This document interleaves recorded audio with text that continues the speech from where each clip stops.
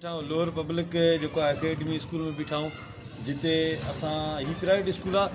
असां ॾिसूं त हिते SOPs ते केतिरो अमल कयो थो वञे। अॻ में त असां गवर्नमेंट वारो स्कूल विज़िट कयो आहे, उते तव्हां ॾिठो त SOPs ते बिल्कुलु अमल कयो पियो वञे, पर उहो नॉर्मल नमूनो हितों ॾिसूं त हितों जे उस्तादनि जो शारदे अमल आहे, SOPs ते केतिरो अमल कयो थो वञे। अचो त अकेडमी में अंदरि हलूं, ॾिसूं त केतिरो अमल कयो थो वञे।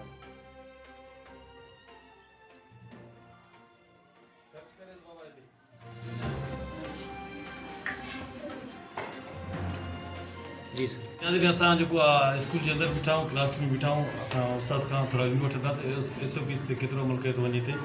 ऐं तालीम इदारा खुलण खां पोइ शागिर्दनि जी बि असां रद्द अमल ॾिसंदासीं।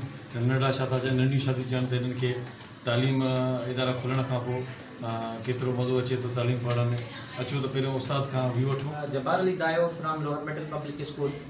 SOPs ते प्रॉपर वे सां अमल कयो पियो वञे ऐं ॿार खोड़ सारे टाइम खां बाद में स्कूल में आया आहिनि। उन्हनि जे मतिलबु माना तालीम में खोड़ सारो फुक़दान पइजी वियो आहे ऐं उन हवाले सां असां पंहिंजी खोड़ सारी कोशिशूं करे रहिया आहियूं ऐं असांजा ॿार जेके आहिनि प्रॉपर वे सां SOPs ते अमल कनि पिया ऐं उम्मीद आहे त अॻिते वधी करे उहे बि पंहिंजी SOPs ते प्रॉपर वे सां ख़्यालु कंदा रहंदा ऐं असां टीचर्स बि उन्हनि जे मथां खोड़ सारियूं नज़रूं रखूं पिया, छो जे करे हीउ हिकिड़ो अहिड़ो सिलसिलो आहे जिते ख़िदमत ख़ल्क़ थी रही आहे ऐं उम्मीद आहे त असां अॻिते बि SOPs ते अमल कंदासीं ऐं उन सां गॾोगॾु ॿारनि जी तालीम ते बि खोड़ सारो कमु कयो पियो वञे, छो जे करे उन्हनि जी तालीम में खोड़ सारो गैप अची चुको आहे।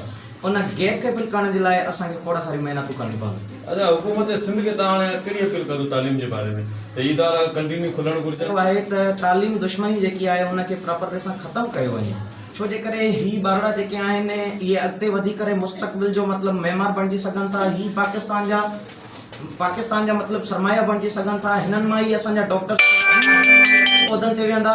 जेकॾहिं असां फ़क़ति सिर्फ़ु तालीम ते ई मतिलबु माना कंप्रोमाइज़ कयूं ऐं कोरोना जो जेको बि मतिलबु कॉन्सेप्ट आहे उहो स्कूलनि में नज़र अचे पियो, ॿिए हंधि किथे बि नज़र कोन पियो अचे, त मां सम्झां थो त असां पंहिंजी हुकूमत खे इहा ई अपील कंदासीं त असांखे मतिलबु माना प्रॉपर वे सां पंहिंजे स्टूडेंट्स खे पढ़ाइणु ॾिनो वञे ऐं उन्हनि खे अॻिते वधाइण जे लाइ असांखे खोड़ सारियूं कोशिशूं करणियूं पवंदियूं ऐं उहे कोशिशूं असां पंहिंजी जारी ऐं सारियूं रखियूं आहिनि ऐं हुकूमत खे असांजी इहा ई अपील आहे त जेको कोरोना आहे इंशाअल्लाह इहो ख़तमु थी वेंदो, तालीम सां मतिलबु माना मोहबत कई वञे, तालीम खे अॻिते प्रमोट कयो वञे। अच्छा, SOPs ते कहिड़ा कहिड़ा एहतियात थियनि पिया? सर अल्हम्दुलिल्लाह जेको हैंड वॉश आहे उहो बि प्रॉपर वे सां सुबुह जो ॿारनि खे कराए पियो वञे ऐं प्रॉपर वे सां जेके मास्क वग़ैरह आहिनि उहे बि ऐं जेको असांजो सोशल डिस्टेंस आहे उहो बि प्रॉपर वे सां मैनेज कयो पियो वञे। जी सर। तालीमी इदारा घणे टाइम खां वठी बंदि रहिया आहिनि, हींअर खुलण खां पोइ तव्हां छा था महसूसु कयो बाबा? जी तमामु बहितरीनु। बाबा तालीमी इदारा खुलण खां पोइ तव्हां छा था महसूसु कयो हींअर? असां तक़रीबन घणो ई पोइते रहिजी वियासीं। तालीम इदारा बंदि था जेके त तक़रीबन घणो ई असां विसरी वियो, जेको यादि कयोसीं असांजी माना महिनत ज़ाया थी वई। वरी हाणे असां आया आहियूं, वरी हाणे महिरबानी करे स्कूल बंदि न कया वञे त असां पढ़ी को वॾो पंहिंजो मक़सदु बणाए सघूं। उहा विसरी वई, वरी हाणे तालीम खे घणो गौर ॾिनो आहे, वरी महिरबानी करे स्कूल बंदि न कया वञे। अदीता टाइम जो ख्याल हूंदो आहे स्कूल बि आहे, साईं खां पुछंदासीं त SOPs ते केतिरो अमल कयो पियो?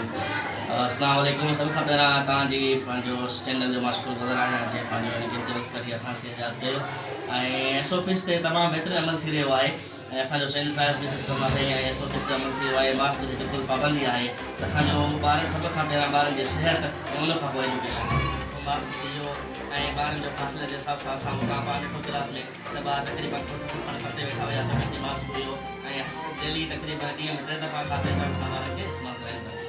अच्छा, गवर्नमेंट इन बारे में तव्हां सां केतिरो तव्हां करे? गवर्नमेंट जो कोई ताउन आहे, असांजो इदारो पंहिंजो प्राइवेट इदारो आहे। असां ताकी मास्क बि पंहिंजे ॿारनि खे यानी कि 10 जे हिसाब सां 20 जे हिसाब सां उहो असां पंहिंजी तरफ़ ॾियूं था। एतिरो बि हुकूमत खे न आहे जो असांखे कंहिं प्राइवेट स्कूल वारे थ्रू वरी ॿ दफ़ा मास्क ॾेई अचे।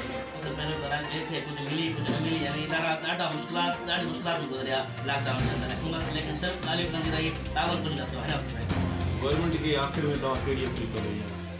असां पंहिंजे गवर्नमेंट खे इहो अपील कंदासीं त महिरबानी करे तालीमी इदारनि ते तवजो ॾिनी वञे ऐं जेके प्राइवेट स्कूल जेको नुक़सानु थियो आहे लॉकडाउन में अंदरि, जेके असां ख़तमु थी विया, स्कूल बंदि थी विया, हाणे ॿारनि जो हुन में मुस्तक़बिल हुयो, हुनजा सर्टिफिकेट हुया, उहो दरख़त थी विया, हाणे ॿार उहो रुलंदा वञनि था। त इहा ई गुज़ारिश कंदासीं त केतिरा बि मुल्क जा हालात ख़राब केतिरा बि थियनि त महिरबानी करे तालीम ते तवजो ॾिनी वञे ऐं जेके प्राइवेट जे हिसाब सां को अहिड़ो इंजोस ॻोल्हियो वञे, को अहिड़ो माना प्लानिंग कई वञे जेके अहिड़ा हालात अचनि था त प्राइवेट हुनखे सही तरह सां मुंहुं ॾिए।